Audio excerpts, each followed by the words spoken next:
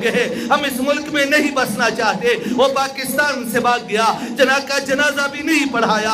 الحمدللہ ہمارے کابر نے پڑھایا. ہم پاکستانی ہیں اور پاکستان کی دھرتی پر جو پاکستان کے آئین کو نہیں مانتا ادھر اس کی جگہ انشاءاللہ نہیں ہوگی انشاءاللہ.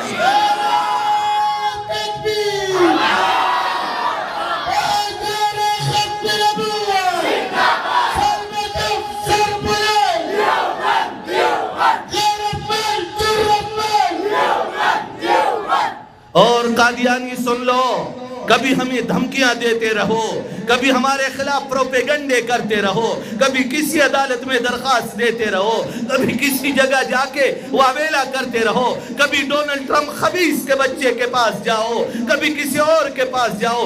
رب کعبہ کی قسم محمد الرسول اللہ کے غلام ہر میدان میں تیرا تعاقب کرتے رہیں گے, چاہے ہمارے بچے اس میں ختم ہو جائے, جائیدادیں ہماری ختم ہو جائے, ہم تکے تکے ہو جائے, پھر بھی ہمارا نعرہ ہوگا قادیانیت پہ لعنت اور ختم نبوت. نہیں بلند آواز سے ختم نبوت, اور بھی بلند آواز سے ختم نبوت.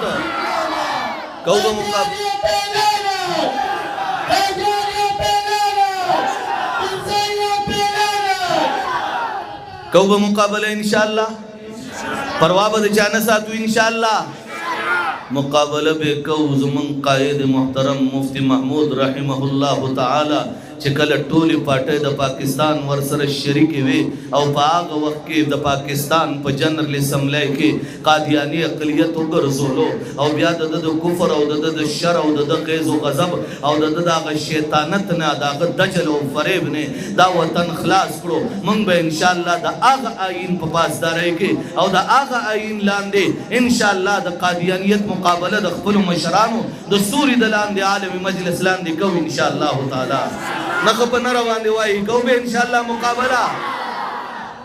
او نور بیا دا پختو ملک دے کہ خدای رالا عزب اللہ ندا سوال کم چی اللہ دی منگا و تاسو لے یو قادیانی پہ یو تور کمرکی پہ یو تور غار کی یوازی یو راکی چی بدا چندو تی دا کنو شکو انشاءاللہ.